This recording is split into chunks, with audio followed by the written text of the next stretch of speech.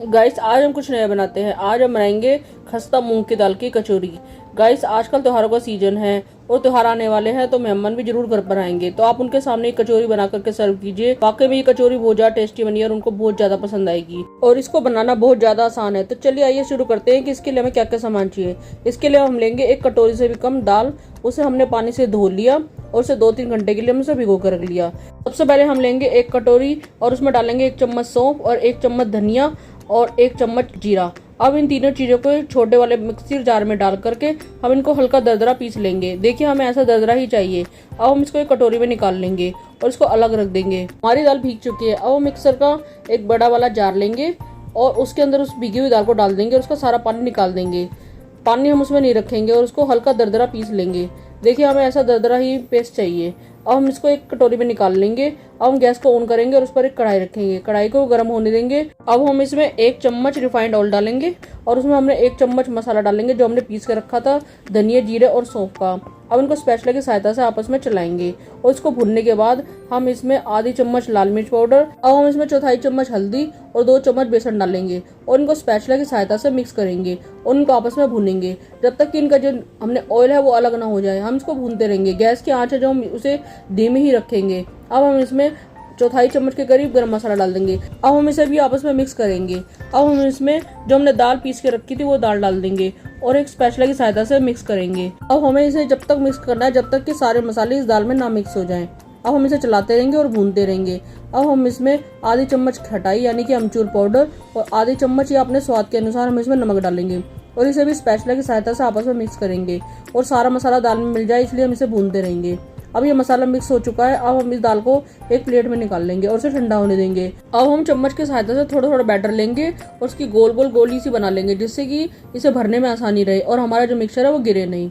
इस तरीके से हम सारी पेड़ी बना करके रख लेंगे। लीजिए हमने इस बैटर में सारी गोलियां बना करके एक प्लेट में रख लिया है। अब हम एक बड़ा बाउल लेंगे और हम इसमें 2 चम्मच मैदा लेंगे। मैदा को हमने पहले छान लिया और फिर हमने इसमें 2 कटोरी मैदा डाल दिया। हम इसमें आधी चम्मच अजवाइन डालेंगे और इसमें हम आधी चम्मच नमक डालेंगे। नमक हम इसमें कम ही डालेंगे क्योंकि हमने जो स्टफिंग बनाई थी उसमें भी नमक डाला था। नमक डालने के बाद हम इसमें ऑयल डालेंगे। ऑयल हम इसमें इतना डालेंगे कि ये आपस में अच्छी तरह से मुट्ठी बन जाए।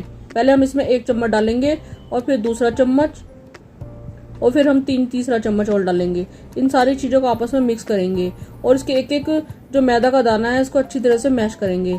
इसमें एक एक दाने पर अच्छी तरह से ऑयल की परत आ जानी चाहिए। अब हम इसको मुट्ठी बना के देखेंगे। यदि हमारी मुट्ठी बन रही है तो समझ लो कि हमारा मैदा जो है वो बन करके तैयार है। अभी हमारी मुट्ठी बन रही है तो हम इसमें 2 चम्मच के करीब हम इसमें रिफाइंड और डाल देंगे और इसको भी आपस में मिक्स करेंगे। और मिक्स करने के बाद हम इसकी मुट्ठी बना करके देखेंगे कि हमारी मुट्ठी बन रही है या नहीं। अगर हमारी मुट्ठी बन रही है तो हमारा जो आटा है वो तैयार है, नहीं तो नहीं। अभी मुट्ठी टूट रही है तो इसमें हम 1 चम्मच रिफाइंड और डाल देंगे और इसे भी आपस में मिक्स करेंगे। मिक्स करने के बाद लीजिए हमारी जो रिफाइंड ऑयल हमने डाला था वो इतना अच्छा मोहन बन चुका है कि हमारी मुट्ठी आराम से बन रही है, यानी कि मुट्ठी टूट नहीं रही है। तो हमारी जो आटा है वो बन करके तैयार है। अब उसमें थोड़ा थोड़ा करके पानी डालेंगे। पानी इसमें बहुत कम डालना है, बिल्कुल ज़्यादा नहीं डालना। हल्का हल्का पानी डालने के बाद हम इसको एक आटे की तरह से गूंदेंगे और उसको गूंदने के बाद इसका एक नरम सा डो बना लेंगे। गाइस ध्यान रहे इसमें सरसों के तेल का उपयोग बिल्कुल ना करें। इसमें किसी भी खाने वाले तेल का या देसी घी का हम इस्तेमाल कर सकते हैं। हम इसे ढक करके 10 मिनट के लिए रख देंगे और 10 मिनट के बाद देखेंगे कि हमारा जो डो है वो नरम हो चुका है। अब हम एक चकला लेंगे और चकले के ऊपर हल्का सा रिफाइंड ऑयल लगाएंगे और फिर इस आटे को उठा करके हम उस पर रखेंगे और उसको फिर आटे की तरह से गूंदेंगे और एक साथ मैश करेंगे। और मैश करने के बाद हम इसकी गोल गोल लोइयां बनाएंगे। गोल गोल लोइयां बनाने के लिए हम इसको गोल गोल पतला पतला बेल लेंगे या हाथ से रोल कर लेंगे। इसको हाथ से रोल करने के बाद इसको 2 भागों में कर लेंगे और इसकी मोटे आकार की या छोटे आकार की जैसी आप कचौरी बनाना चाहते हैं वैसी कचौरी बना सकते हैं। अब मैंने इसकी बड़ी बड़ी लोइयां तोड़ ली हैं और इसी तरीके से हमने जो दूसरा भाग इसका रखा था हम उसकी भी लोइयां तोड़ लेंगे, यानी कि हमारी इस आटे में 2 कटोरी मैदा में यानी कि 6 कचौरी बनकर के तैयार हुई है। मैंने मोटी मोटी कचौरियाँ बनाई हैं इसलिए 6 ही बनी है। अगर आप थोड़ी पतली बनाते हैं तो आप कचौरियाँ बहुत ज़्यादा बना लेंगे। जो आटा हमने तोड़ के रखा था वो हम उसकी गोल गोल लोइयां बना लेंगे और उसको किसी बर्तन में ढक करके रख देंगे जिससे कि ऊपर उसके पपड़ी ना जमे। अब हम बेलन लेंगे और उसके ऊपर हल्का सा रिफाइंड ऑयल लगा लेंगे और एक पेड़ी लेंगे आटे की और हम उसे चकले पर रखेंगे। उसके ऊपर हल्का सा रिफाइंड ऑयल लगा लेंगे और उसको पूरी के आकार के हम उसे बेल लेंगे। ये साइड से ना ज़्यादा पतली और ना ज़्यादा मोटी होनी चाहिए, इसको नॉर्मल आकार की बिल्कुल सही बनानी है। और इसको बनाने के बाद हमने जो स्टफिंग तैयार करके रखी थी, हम उसमें से एक पेड़ी उठाएंगे और उससे पहले हम एक चम्मच में थोड़ा सा रिफाइंड ऑयल लेंगे और उसके चारों तरफ लगा देंगे और फिर स्टफिंग रख करके हमको इस तरीके से मोड़ना है। मोड़ना हमें इस तरीके से जैसे मैं मोड़ रही हूँ, आप देख सकते हैं कि इसको इसी तरह से मोड़ना है जिससे कि कचौरी आपस में खुले नहीं और अंदर ही इसका जो स्टफिंग है वो बाहर ना निकले और अच्छी तरह से पैक रहे। हम इसको मोड़ लेंगे और इसको चारों तरफ करके इसको घुमाएंगे। इसको जिस तरीके से मैं घुमा रही हूँ आपको इसी तरीके से घुमाना है।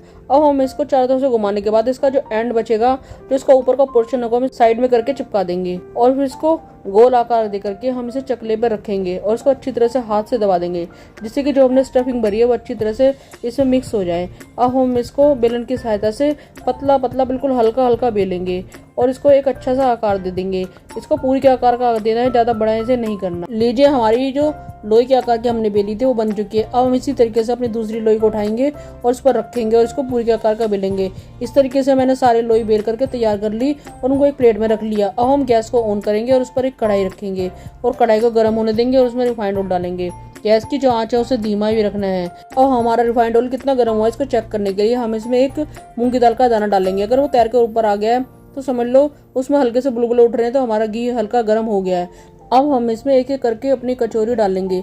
ये कढ़ाई छोटी है तो इसमें 3 ही कचौरी आएंगी। अब हम इसको बिल्कुल मंदी आंच पर ही से 5 या 6 मिनट के लिए सिकने देंगे। अब इसके जो हल्के हल्के बुलबुले हैं वो ज्यादा होने लगे हैं, यानी कि हमारी कचौरी सिक रही है। तो हम चम्मच की सहायता से इसको ऊपर जो हल्का हल्का गर्म तेल है वो तेल डाल देंगे जिससे कि अच्छी तरह से सिक जाए। इसके अंदर आपको करछी का इस्तेमाल अभी नहीं करना है, इसे चम्मच की सहायता से ही करना है इस्तेमाल, क्योंकि अगर हम चम्मच की सहायता से करेंगे तो जो इसका अंदर का जो स्टफिंग हमने भरी थी वो निकलेगी नहीं, और करछी की सहायता से करेंगे तो इसकी जो स्टफिंग है वो निकल जाएगी। और हम चम्मच की सहायता से इसके ऊपर हल्का हल्का गरम गरम तेल डालते रहेंगे और फिर इसको सिरकने देंगे। देखिए, हमारी कचौरी हल्की हल्की फूलने लगी है और फूलने के बाद हम इसको चम्मच की सहायता से हल्का सा पलट देंगे और उसको तीनों को पलटने के बाद हम इसको सिकने देंगे। गाइस, अगर आपको ये कचौरी जल्दी बनानी है और आपके पास दाल भिगोने का टाइम नहीं है तो आप इसके लिए क्या करें कि हम इसे गर्म पानी में भिगो देंगे। गर्म पानी में भिगोने के बाद से 10 या 15 मिनट बाद इसे हम पीस लेंगे। गाइस, हमारी जो कचौरी है वो हल्की गोल्डन हो गई है। अब हम चम्मच की सहायता से इसको पलटेंगे और उसे सिकने देंगे और सिकने के बाद हम इसको एक झरनी में निकाल लेंगे जिससे कि इसका जो सारा रिफाइंड ऑयल है वो निकल जाए। गाइस, आप देख सकते हैं कि हमारी जो कचौरियाँ कितनी फूली फूली बनी है और उनका कलर कितना अच्छा आया है, तो समझ लो कि खाने में कितनी ज़्यादा टेस्टी होंगी। तो गाइस, अब हम इनको बाहर निकालने के बाद अब हम इसको एक टिश्यू पेपर पे रख लेंगे जिससे कि इसके अंदर जो हल्का फुल्का रिफाइंड ऑयल है वो निकल जाए। गाइस, हमारी जो कचौरी है उनमें रिफाइंड ऑयल बिल्कुल भी नहीं भरा। गाइस, हमारी कचौरियों में तेल इसलिए नहीं भरा क्योंकि हमने जो उसकी लोई बनाई थी वो उसे बेलते समय उसे ना ज्यादा पतला और ना ज्यादा मोटा बेला। इसी प्रकार हम अपनी जो दूसरे बैच की जो कचौरियां बची हैं हम उसे भी तल लेंगे। गैस की जो आंच है हम उसे धीमे ही रखेंगे। अब हम इसको भी चम्मच की सहायता से पलट लेंगे और इसको सिकने देंगे और सिकने के बाद इसे एक झरनी में निकाल लेंगे। आप देख सकते हैं गाइस, ये कचौरी भी हमारी बिल्कुल नहीं फटी और बिल्कुल अच्छी बनी है। गाइस, यकीन मानिए कचौरी बहुत ज़्यादा टेस्टी बनी है। आप इसे छोले, आलू की सब्जी या हरी चटनी के साथ भी सर्व कर सकते हैं और ये खाने में बहुत ज़्यादा टेस्टी लगती है। तो मिलते हैं ऐसी नई रेसिपी के साथ, तब तक आप वीडियो को लाइक, चैनल को सब्सक्राइब, शेयर और कमेंट करना ना भूलें।